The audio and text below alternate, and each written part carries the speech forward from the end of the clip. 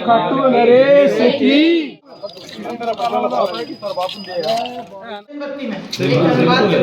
हरिजन इतना है और मैं प्योर बीजेपी है। कोई देरुंजलो प्रसाद ले रही है, कोई पुड़िया खा रहे, कोई पान खा रहे, लेकिन मैं ईमानदारी से वोट दे रहा है। पुड़िया कौन खाए, कोई लो 50 साल हूँ, लेकिन मैंने सुना ही नहीं है। जमीन 50% काम की शुरुआत होगी और डेनिस बन गए। अब फंगिलार को दुनिया को बात है बहुत पूरी टीम बैठी है। संवादो करा मैं जिम्मा संवादो गुरु का गुरु में बाल किसान। नमस्कार, आप देख रहे हैं सुजला संदेश यूट्यूब चैनल। सुजानगढ़ के वार्ड 47 में हो रहे उपचुनाव में घमासान जारी है। बीजेपी, कांग्रेस, आरएलपी के अलावा 2 निर्दलीय प्रत्याशी भी चुनावी मैदान में अपना भाग्य आजमा रहे हैं। बीजेपी ने गंगाधर लाखन पर दांव खेला है। दूसरी ओर बीजेपी से बागी होकर रेवंत पवार चुनावी मैदान में उतर कर बीजेपी को कड़ी टक्कर दे रहे हैं। इसके अलावा कांग्रेस से पुष्पा देवी चुनाव लड़ रही है।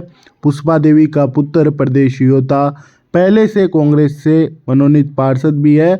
आरएलपी भी इस बार शहर की सरकार में अपनी उपस्थिति दर्ज करवाने के लिए पूर्व पार्षद रतनलाल नायक को अपना प्रत्याशी बनाया है।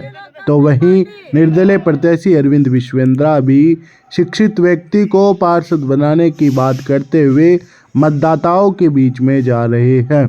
इस चुनाव में कांग्रेस खेमे से सभापति नीलोफर गोरी व हाल ही में ब्लॉक कांग्रेस अध्यक्ष बने प्रदीप तोदी की साख दांव पर है। तो वहीं नीलोफर अपने कराए हुए विकास कार्य जनता के बीच में दिख रही है। तो वहीं भाजपा से नेता प्रतिपक्ष जयश्री दादिज अपने साथी पार्षद हरिओम खोड़, मनोज पारिक, नरेंद्र गुर्जर, कमल दादिज सहित बीजेपी के कार्यकर्ताओं के साथ घर घर जाकर वोट मांग रही है। जयश्री कई स्थानों पर भजन भी गा रही है। तो वहीं आरएलपी नेता बाबूलाल कुलदीप की भी वार्ड 47 में जोर लगाए हुए हैं। बाबूलाल कुलदीप का मत है कि उनके साथ 36 कौम है, जिस कारण उन्हें चुनाव में फ़ायदा मिलेगा। खैर, अब देखने वाली बात होगी कि वार्ड 47 की जनता किसको चुनाव जिताकर नगर परिषद में भेजती है। देखो, वार्ड नंबर 47 में जिस तरह से कार्य किया है, मैं आपको बताना चाहती हूँ। जिस जगह पे मैं आज खड़ी हूँ और आप सभी लोग खड़े हैं, वो सड़क अभी कुछ महीनों पहले बनी है। 6 नंबर स्कूल से लेकर सराग पेट्रोल पंप तक ये सड़क अभी बताया गया। और साथ ही आप ये साइड में होंगे तो ये आपको डैम दिख रहा है। जिस तरह से इस वार्ड की स्थिति थी आज से 30-40 साल पहले, इस वार्ड में 30-40 साल तक इस वार्ड की जो स्थिति थी, कोई भी विकास का नाम नहीं था। लेकिन जो 2-2.25 साल में जिस तरह से हमने विकास किया, हमारे विधायक मनोज जी मेघवाल साहब के नेतृत्व में इस वार्ड में हमने जो तलाई का काम किया है वो आपके सामने है और अभी चल रहा है। कितने अस्वस्थ आप चुनाव को लेकर? चुनाव के लेकर हम बहुत अस्वस्थ है। जिस तरह से हम विकास के नाम पे कांग्रेस पार्टी वोट मांगती है और हमने वार्ड नंबर 47 में जो कार्य किया है उसके नाम पे हम वोट मांग रहे हैं। और बिल्कुल हमें पूरा विश्वास है कि हमारी जो प्रत्याशी है पुष्पा सियोता जी, वो जरूर विजय होगी। और जो बचा कुचा थोड़ा बहुत काम है, हम उसको भी जल्द करवाने का प्रयास करेंगे।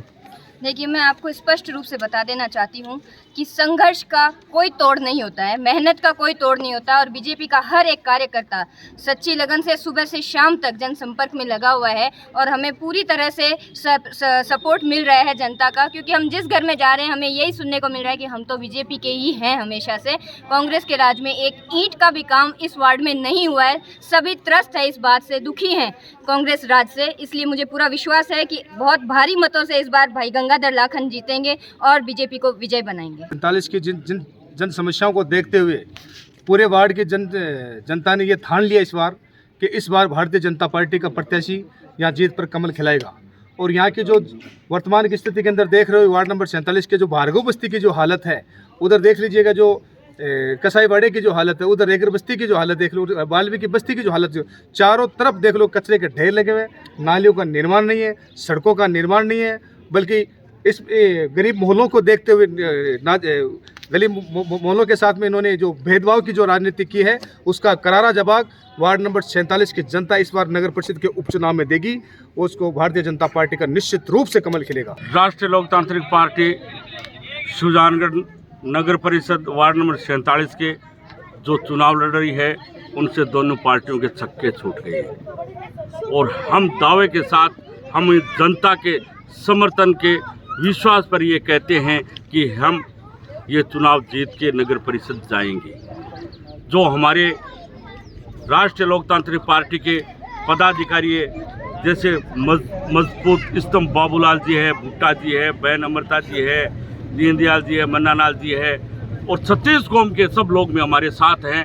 उनके विश्वास पे हम कहते हैं कि हम पूर्णतः ये चुनाव जीतेंगे और जीतेंगे। और ये तो हमारा टेलर है, पिक्चर 2023 में दिखाएंगे। ये हमारे सुप्रीमो श्री हनुमान जी बेनीवाल साहब ने उपचुनाव में टिकट देकर उपचुनाव में रतनलाल जी में विश्वास जताया और इस आधार पर कि इस 47 नंबर वार्ड की पूरी 36 कौम की जनता राष्ट्रीय लोकतांत्रिक पार्टी के पक्ष में है और इस टिकट दिलाने में 36 कौम का हाथ है। तो जहाँ तक हमारे पड़ोसी वार्ड होने के नाते मैं तो इस पड़ोसी वार्ड नहीं, मेरा वार्ड ही है, मैं तो इस वार्ड में ही रहता हूँ और पिछले 20 साल से वाल्मीकि समाज हो चाहे भार्गव समाज हो 36 कौम की हम सेवा करते हैं। जहाँ तक हार जीत की बात है तो कांग्रेस बीजेपी की तो यहाँ जमान जब्त होनी है, कांग्रेस तो चौथे नंबर पर रहेगी, ये निश्चित है। अब हम भारी मतों से इस जनता के 36 कौम के आशीर्वाद से आज की डेट में राष्ट्रीय लोकतांत्रिक पार्टी उपचुनाव जीत रही है और रतनलाल जी जो पहले पार्षद रहे हैं, इनकी छवि और जनता का आशीर्वाद और माननीय हनुमान जी बेनीवाल की जो अपील और छवि वो कारगर सिद्ध हो रही है कि वो 36 कौम के नेता है और पूरे राजस्थान में परचम फहरा रहे। कांग्रेस बीजेपी भ्रष्टाचार की मुहिम के दो पार्टियां अभी वर्तमान में, कांग्रेस का सभापति भी है, विधायक भी है, लेकिन वाल्मीकि समाज के ठेके मिलने चाहिए वो कंपनी को दे दिए और उनसे कमीशन लेकर वाल्मीकि समाज को दरकिनार किया गया। वाल्मीकि समाज शिवता समाज सबसे बड़ा समाज है, हमारे साथ है टाक है, बारवासा है, तेजी है, गारू है, गोयल है, वो सारे 36 कौम जो 6 दुड़े हैं उन सब हमारे साथ दिल खोल के साथ है। भार्गव साथ, रेगर साथ, ये अपने व्यापारी साथ, काजी समाज साथ, प्रजापत साथ, अपने सब्जी फरोश है, नाई है, सारे 36 कौम राष्ट्रीय लोकतांत्रिक पार्टी विश्वास जता रहे और 200 प्लस वोटों से हम चुनाव 8 तारीख को जब रिजल्ट आएगा 200 प्लस वोटों से चुनाव जीतेंगे।